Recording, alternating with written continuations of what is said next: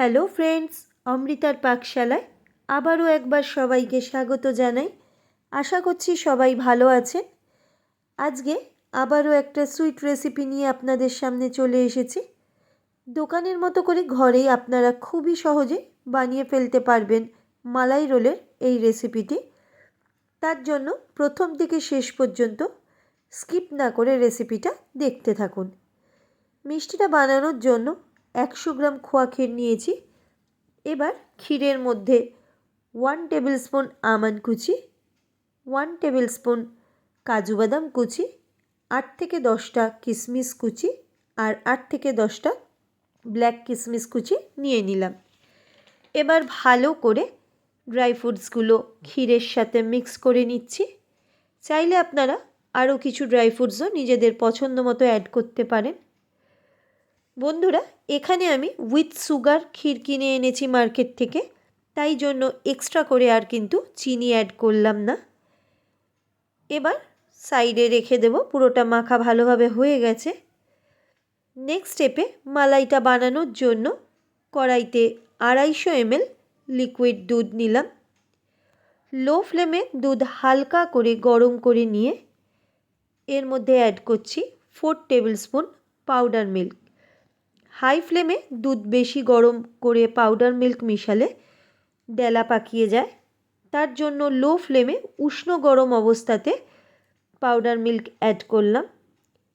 2 minute নাড়াচাড়া করে আবারও এর মধ্যে দিয়ে দিচ্ছি 3 টেবিল স্পুন চিনি। এবার 4 থেকে 5 মিনিটের মতো নাড়াচাড়া করতে হবে, গ্যাসের ফ্লেমকে মিডিয়াম টু হাইতে রেখে। দুধ অনেকটাই ঘন হয়ে গেছে। এবারে কিছু ড্রাই ফ্রুটস দিয়ে দিচ্ছি।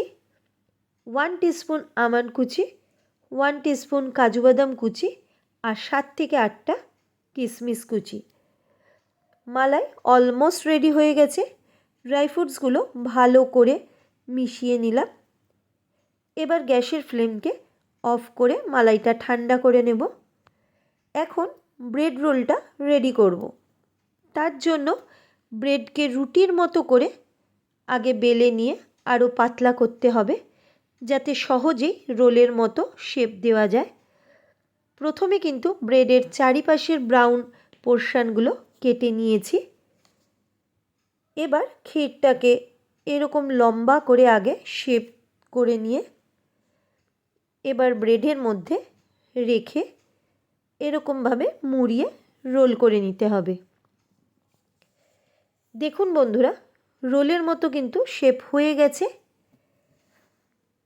একইভাবে বাকিগুলোও রেডি করে নিচ্ছি। এখানে একটা টিপস দিয়ে রাখছি, ব্রেড রোল বানানোর জন্য কিন্তু টাটকা ব্রেড লাগবে, মানে ফ্রিজে রাখা ব্রেড দিয়ে কিন্তু রোলের শেপ আনা যাবে না। আমি এখানে 4 পিস ব্রেড রোল রেডি করেছি। এবার উপর দিয়ে মালাইটা দিয়ে দিচ্ছি। বন্ধুরা, খুবই সহজে আপনারাও তৈরি করে নিতে পারবেন ব্রেড মালাই রোলের রেসিপিটি। খেতে কিন্তু অসাধারণ লাগে। এবার গার্নিশিংয়ের জন্য ওপর থেকে প্রত্যেকটাতে ব্ল্যাক রাইজিন দিয়ে দিচ্ছি আর দিচ্ছি কিছুটা কেশর। আপনারা কিন্তু পেস্তাও দিতে পারেন বা যার যেরকম ড্রাই ফ্রুটস পছন্দ সেরকম দিতে পারেন। তৈরি হয়ে গেল আজকের রেসিপি ব্রেড মালাই রোল।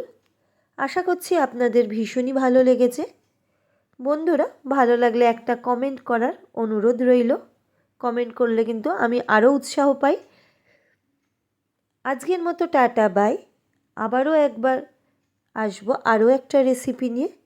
বন্ধুরা, ভালো থাকবেন, সুস্থ থাকবেন।